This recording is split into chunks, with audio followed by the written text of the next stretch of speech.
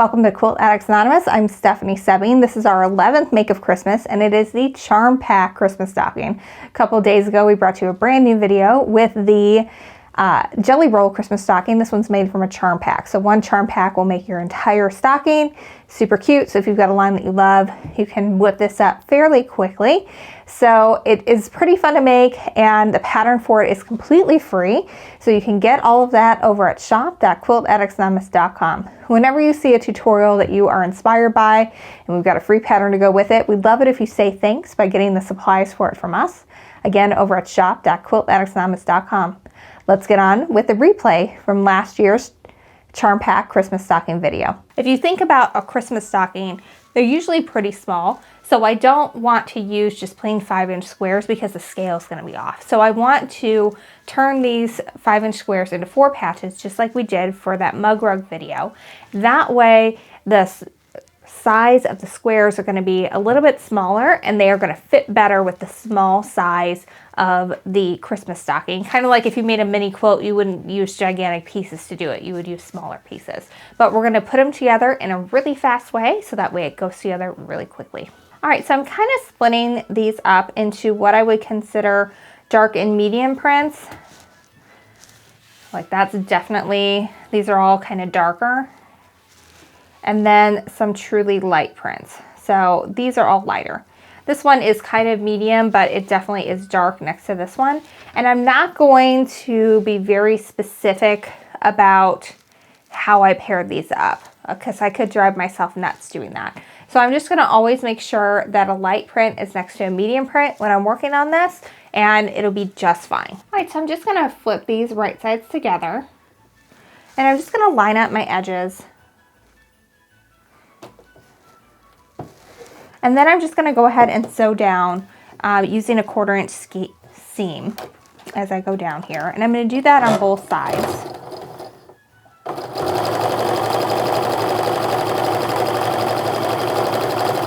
And you can feel free to chain piece these, because we're just going to do the whole charm pack up so that we have plenty of squares to work with.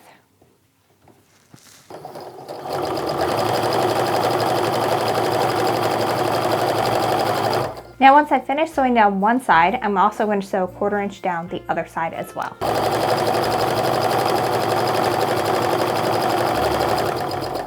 So not all charm packs are true 5 inches. This one is pretty sinking close, so I'm going to be able to cut this up the center and just measure 2.5 inches from the side, and it'll be just fine. But do measure and make sure that you're not getting lopsided rectangles when you cut these in half. So now when you open these up, we have mirror image pieces, and we're going to use those to create our 4 patches with our other pieces. So since I'm pairing everything with the light and the dark, I'm just going to make sure that I am pressing that seam so that it is underneath the dark side of the fabric rectangle. So now I've got these 2 rectangles, and they're both pressed with the seams underneath the dark side. So if I flip this over, then I've got one seam going up and one seam going down, and I'm able to nest those seams and create some really great joins without too much effort. So I'm just laying those right on top of each other, and you can see from the top that I've got them going in opposite directions.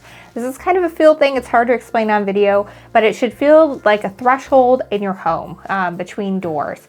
And it should feel nice and flat. There shouldn't be any bumps or any gaps when you feel and press it between your fingers. I'll just take a pin, and I'm going to put it in the right side of that seam allowance. The reason why is I'm going to sew until my needle is down in the left side of the seam allowance. Then I'm going to remove my pin, and while that needle is kind of acting as a pin and holding those joins together perfectly, and then I can sew on without having to worry about anything getting off. And do the same thing on the other side.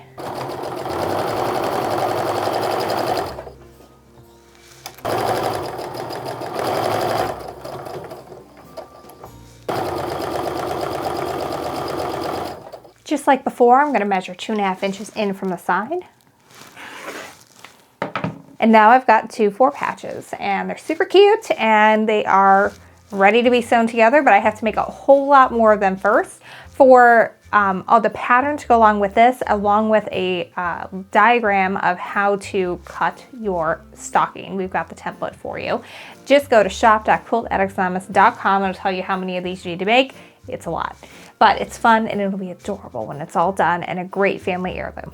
So keep making your 4 patches and then we'll come back and sew them together into rows. Now, if you had a charm pack that was way off on its sizing, now would be the time to square that up.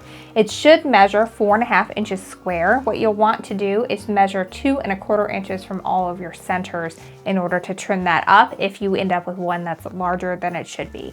But now's the time to do that. Mine is really good. It's right on where it should be, so I'm not worried about it. But again, if you have any concerns about that, now's the time to do that. All right, so I finished sewing my entire charm pack into 4 patches using the method I just showed you how to do.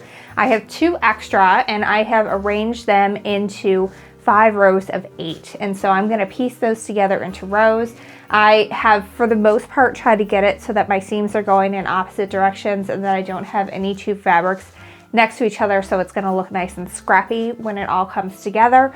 But don't stress too much about it, just, you know, just have fun. It's supposed to be a fun project. It's been about 2 hours of sewing and pressing and cutting to get to this point.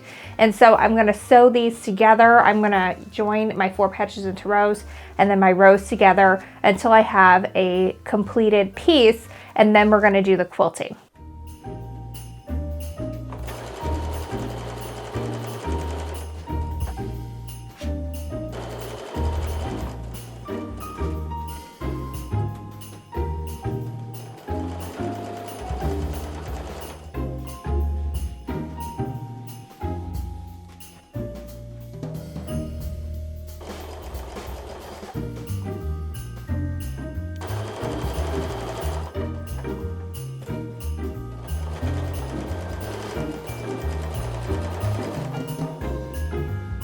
So I've gotten the top completely sewn together. It should be a little bit smaller than a 1/2 yard of fabric at this point.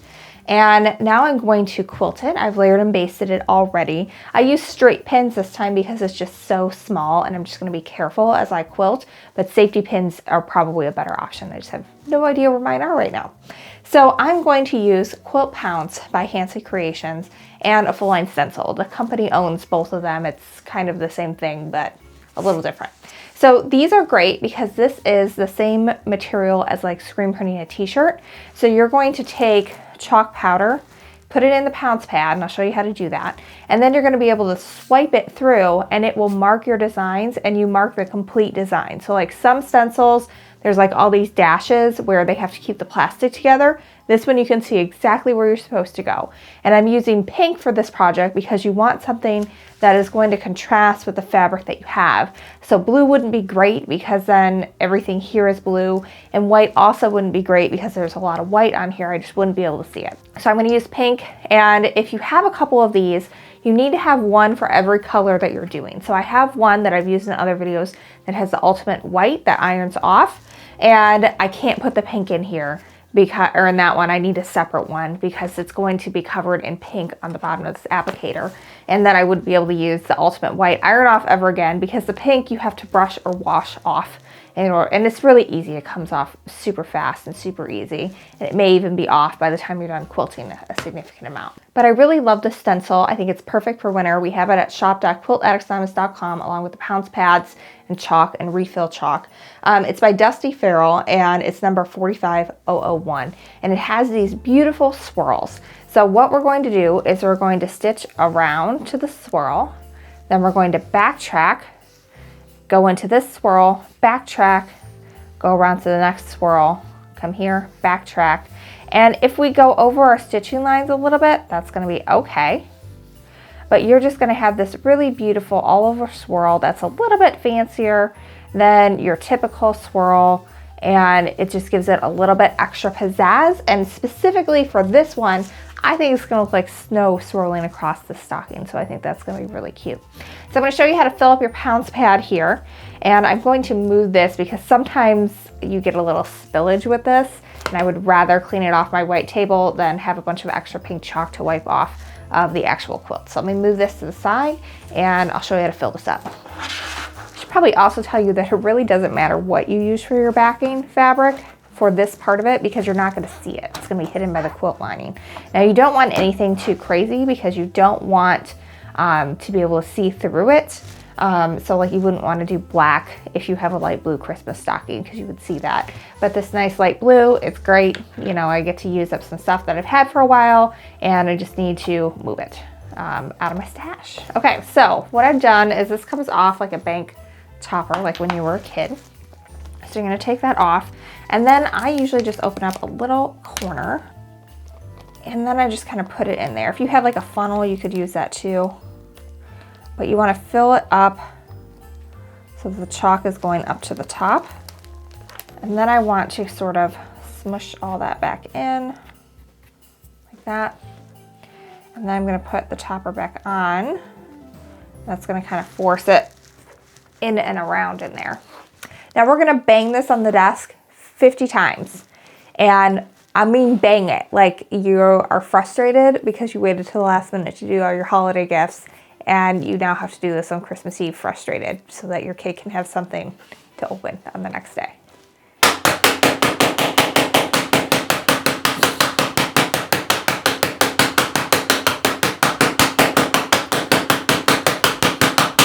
All right, so when you're refilling it, you can get away with doing that just one time.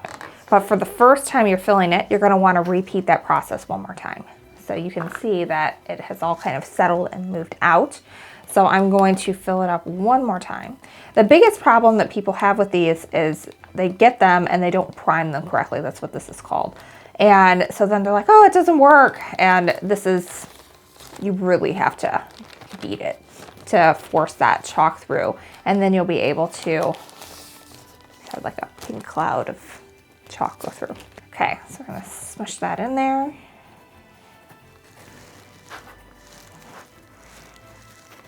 Push it down there good, and beat it 50 more times. All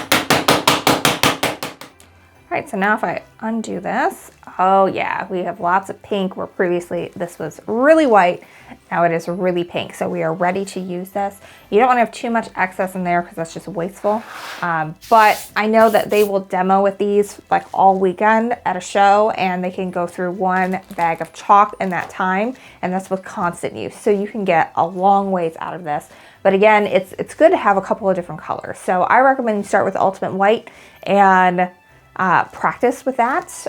But if you have a project that you need and it needs, like this is blue, we want to use pink so that way we can see it. Okay, so you would not want to mark this entire top all at once. That would not be a good idea because you are going to end up wiping off the chalk as you're working with it.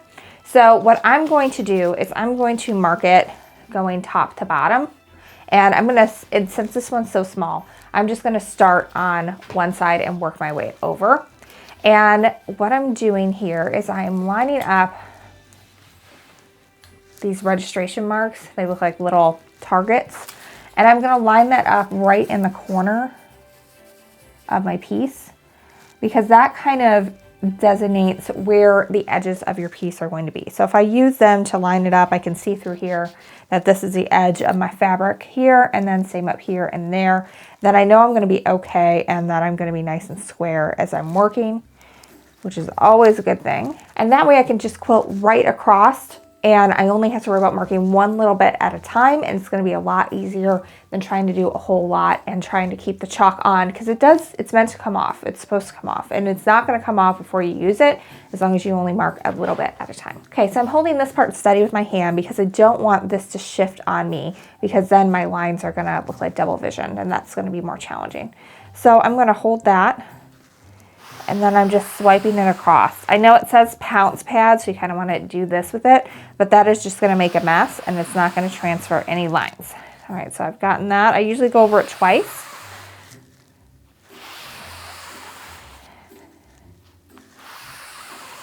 And you do want to make sure that you're getting those registration marks,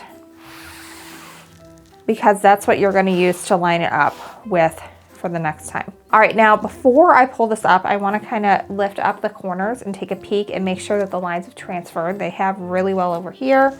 Let me check a little bit over here.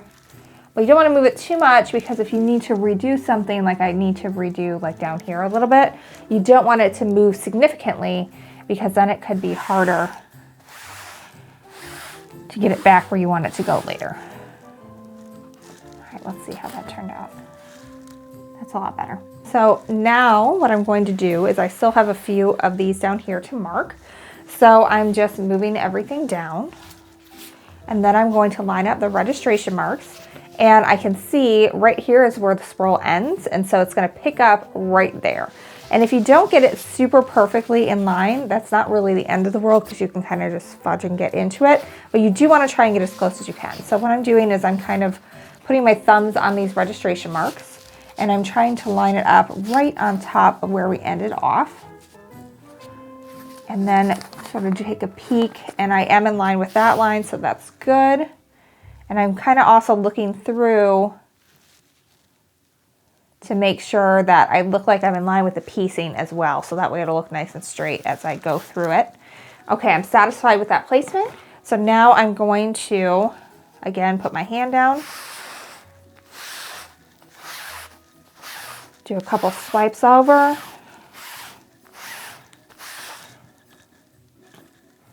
Take a peek and see how it did. Okay, so it looks like I need to bang this again. You don't want to bang on top of this, it'll knock it off. So I'm doing it off to the side. One more time. All right, that transferred really well. So now I'm going to be able to see where I'm coming in at and just continue on with that swirl. So now I'm going to get some machiner's quilting gloves on, put my free motion foot on my machine, and get started on this. I always wear my machiner's quilting gloves when I am doing free motion quilting. They do get a few colors on them, especially from the chalk, and sometimes they take on the color of your fabric, but they don't transfer from one quilt to another, so it's all good. When they have little grippies on the fingertips, it helps you move the fabric around a little easier with less wrist and back and shoulder strain. All right, so I'm going to position this just so I'm starting right at the edge of the quilt. And I'm going to put my needle down and back up again and use that to bring my bobbin thread to the top. You want to do that anytime you stop and start, because that will help ensure you don't have a thread nest at the bottom. So I have the fabric just neatly in front of me, and I've got it so the chalk is not scraping against my body. One time I had a woman come in, they weren't to our shop in Rock Island, and they couldn't figure out how to use this, and they ended up with chalk all over their bust as they were working on it, and they were literally scraping the chalk off onto their body as they were working. So you don't want to do that. So you want to position it so that way it's not going to wipe itself off on itself or you. Now I usually slow my sewing machine down to the medium stitch, and that will help me sort of keep it going steady, but I can pull my foot down more. So I'm just kind of following that swirl. I'm going to go all the way out.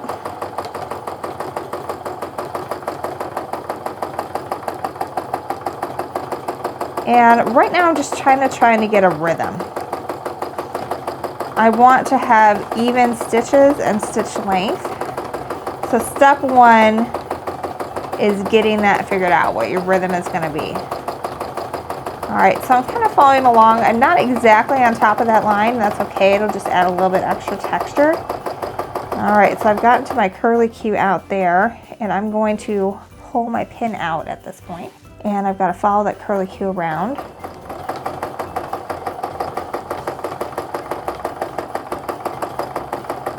And then backtrack. I gotta see where we're going next. Sometimes if you're getting yourself confused on where you're at, it's helpful to look at it. So I've done this swirl, and I've come around. I've done this swirl, so I need to come back out and then pick up my next swirl here.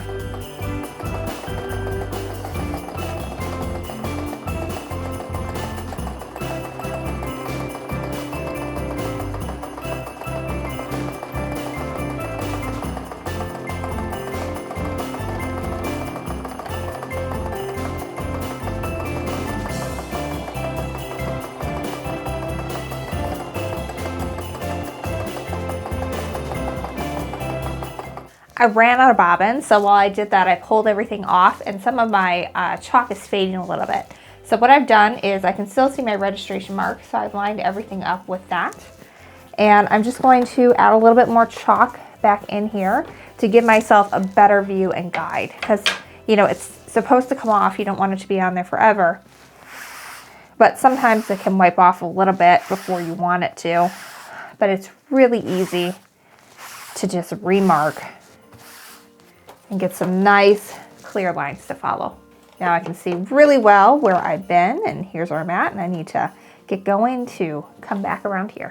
So since I've stopped, I need to pull that bobbin thread up again to the top. There's kind of two ways to do this. You can sew in place for a couple of stitches, which is what I do.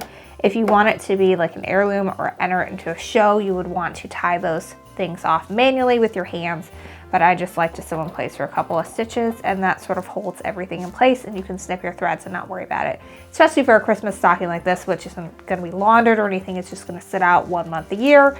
That'll be plenty.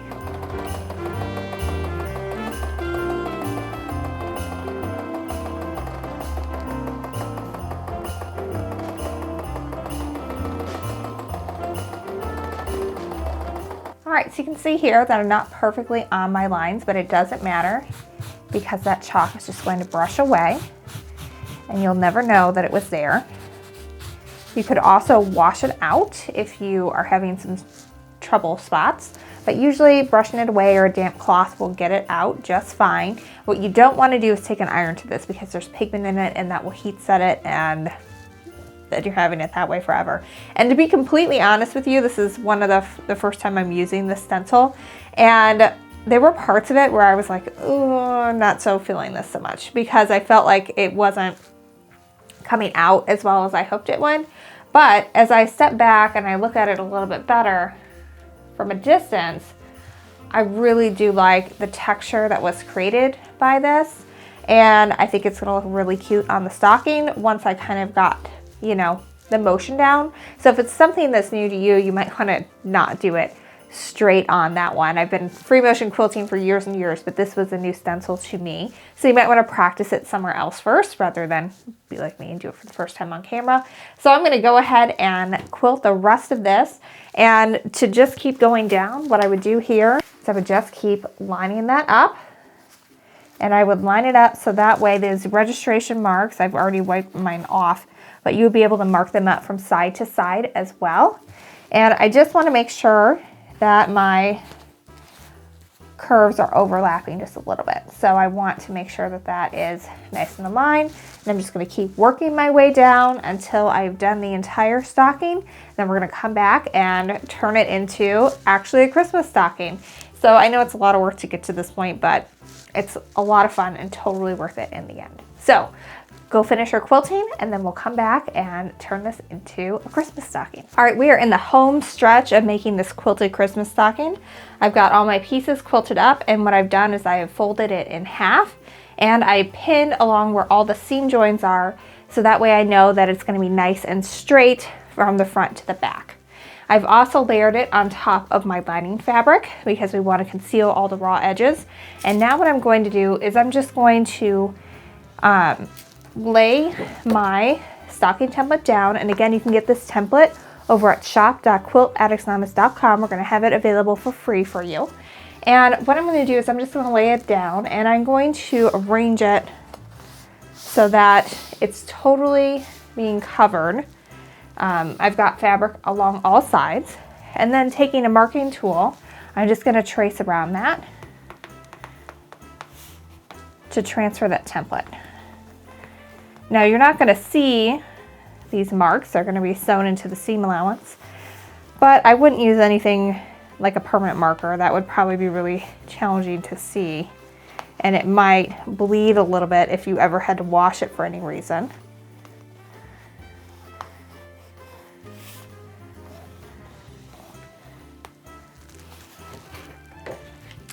All right, so I've traced that down, and now I'm going to put some pins going through all layers.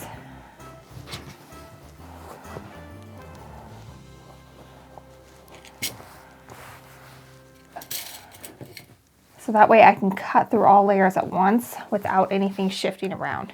You don't need a ton of pins, just enough to sort of keep it together as you're going. All right, now I can go ahead and cut this up. I do go ahead and use the rotary cutter on the straight edges, and then I will transfer over to scissors for the rest of it.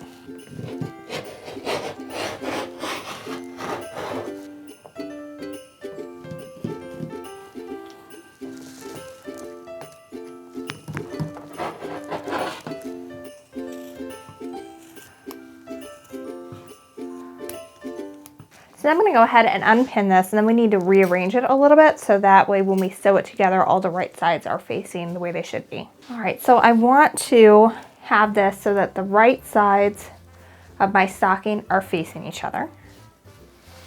And then I'm going to put it so that the right sides of the lining are also facing each other. If you don't want to mess with that, just use plain white fabric or solids, and then you don't have to think about it. But as long as you have the right sides of the stocking and then the lining on top, the next part is going to be a breeze. All right, so I'm going to go ahead. What we're going to do is we're going to sew all the way around, reinforcing our stitches at the top of the stocking, and we're going to leave the edge open for turning. So what I'm going to do here is I'm going to start pinning these together so that everything is nice and even. Starting with the top corners.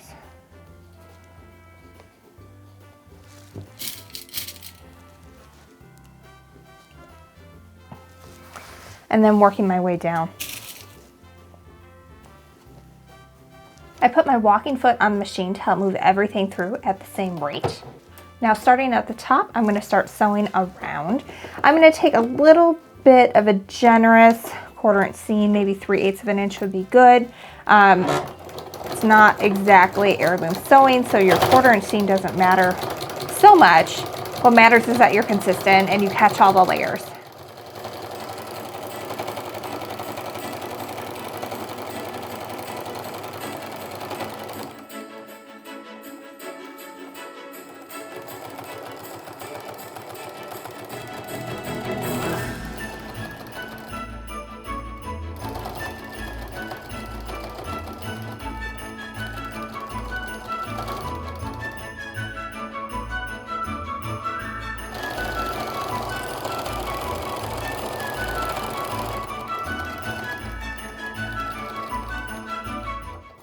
When I get all the way to the end, I'm going to go ahead and reinforce those stitches just so that it's nice and secure. If you're doing a bunch of these, you can do this step all at once, and that way you're changing feet less often and it goes a lot faster. So now you want to check on all your seams and make sure you caught all of the layers, which we did here. Then you're going to open it up and you're going to put your hand through the piece part. So we have piecing on both sides here. I'm just going to reach my hand through to the toe.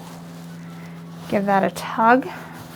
This is why we reinforce those stitches on the sides, so that way when you're doing this, it's not going to start coming apart on you. And then kind of smooth everything out. You want to get it as smooth as you can at this point. If you're having trouble, you can always put a couple of clips in those inner corners. But here we've got our nice little stocking. But I want to push it out as much as I can now because it gets a little harder to do once you have the top on, although it is possible. So now we have our quilted Christmas stocking, and we're all nice and lined up on the edges here. Our seams are coming together nicely, and then also on this side as well. If you wanted to, you could have like specifically pinned to make sure that happened. It's kind of a happy accident for me, but since they were already lined up when I cut it, the chances of them staying that way are the way they are. So now we need to make the cuff and a hanger, and then we'll install it, and our quilted Christmas stocking is all done. So I've cut a piece of white fabric that is 9 inches by width of fabric. Now to determine how wide this needs to be, what you need to do is flatten out your stocking top, get it as flat as possible, and then you're going to measure it. And this is 6.5 inches. So we're going to double that, which is 17. And then I'm going to add a 1/2 inch for my seam allowance. So 13.5. So we've got 6.5 doubles is 13. And then we're going to add that 1/2 inch. So 13.5 inches is the piece I need here. So 13.5 by 9, and that'll be enough for my seam allowance to get that cuff in. So, but your width is going to vary because depending on how deep of a seam you took, this measurement may be slightly different for you. While I'm trimming everything up, I also am going to cut my hanging piece. So I'm just going to cut a piece that is 3 inches wide by that 9 inches. I'm going to take this piece of fabric and I'm just going to fold it in half. Since it is kind of a long piece, I'm just going to go ahead and put a pin at the top and at the bottom, just to hold those corners nice and securely together. Now I'm going to sew a 1/4 inch seam down the raw edges to secure this. And I'm also going to press this piece to create the hanging sleeve so that I can sew all of it in one swoop. This bit, you're going to fold it in half lengthwise, just like you would for a piece of binding. And then you're going to press that seam. Just press that to hold it together.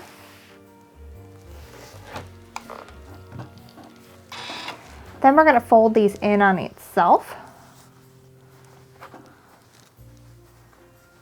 And if you want to, you can do 1/2 at a time for that.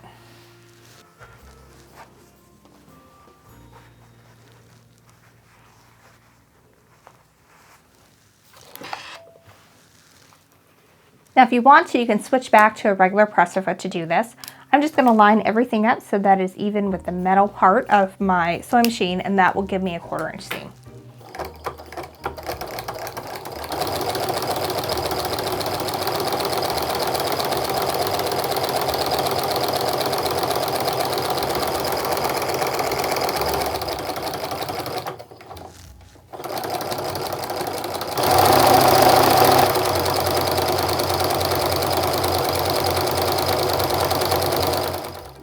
So now we're going to take this and we're going to press the seam open so that it is easier to fold in half and set inside of our stocking.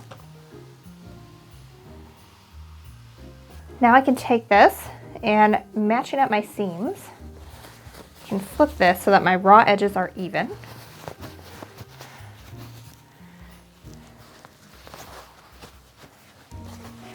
You really just want all of these raw edges to be nice and even with each other, and your points to be fitted right nicely to each other here. All right, now I'm gonna stick this inside the lining of my stocking. I wanna open it up so that I've got lining on both sides of the stocking. That's gonna hide any of those raw edges that are in there. So now I can slip this inside, and I'm going to line up those edges with the seam of the stocking. So you can see here's my seam and then here's my stocking seam, and I usually do that on the outside edge as well. That way you have a nice solid piece of fabric going around. And what I like to do here is pin so that the pointy part of my pin is on the inside of that stocking. I find I stab myself less when I'm doing it that way. All right, so now I'm just gonna put my fingers in like this so that way I can pull this nice and taut. And the next pin I'm going to do is going to be at the opposite end in the seam. Like that. And then I'm gonna do 2 more pins about halfway around, just making sure that all of these raw edges are lined up with each other. One more side.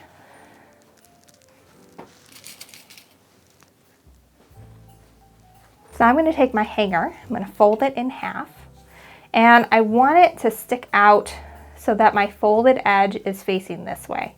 So when I slip this in, I'm going to make sure that the folded edge is going toward the toe of my stocking, and then I'm going to fold it upside down and I'm going to stick it in between the cuff and the lining. So I've got my cuff right here and I have my lining here, and I want to stick it right there next to it on the back side. So it's just tucked right there. I'm going to give that a pin. Hold that in place.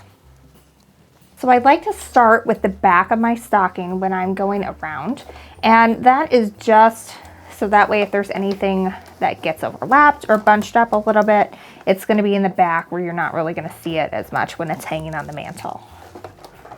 So I'm going to start, I'm taking a really generous 1/4 inch seam. I'm going to reinforce those stitches.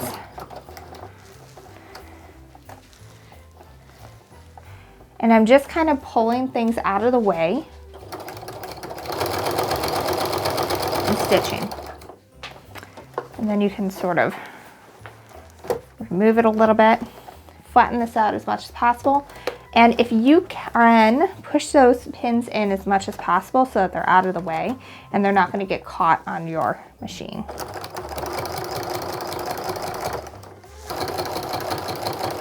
When you get back to the original area, go ahead and reinforce those stitches again. You can cut your threads. Now is the fun reveal point. We're going to unwrap that and pop the cuff over. Our hanging tab is going to come up as long as you put that in between the cuff and the lining. And now we have a really cute stocking that you can put lots of goodies in. So super cute. I'm going to give this a press just because we've manipulated it a lot and it helps it look a little bit better when it's all said and done. Give it a little spritz with flatter. It is a starch alternative.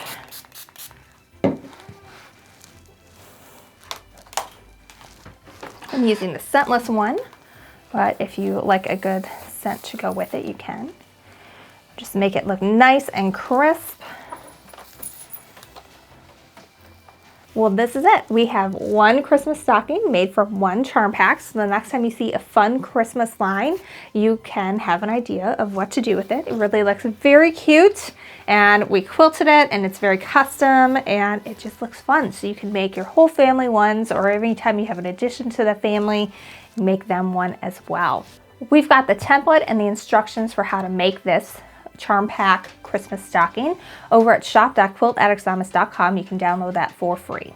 I hope you've enjoyed our 12 makes of Christmas series. I certainly have enjoyed making it for you. I'm sure we will do it again next year. So if there's something that you want to know how to make, just pop it down in the comments below and we will consider it for the next holiday season. Thanks so much. Make sure you subscribe to our channel if you haven't already, and you can also subscribe for emails over at shop.quiltaddicts.com and you get 10% off your first purchase from us. Until next week, happy quilting. We're just gonna leave the cat in. I'm good with it. I can't. She's just taking over. Happy holidays.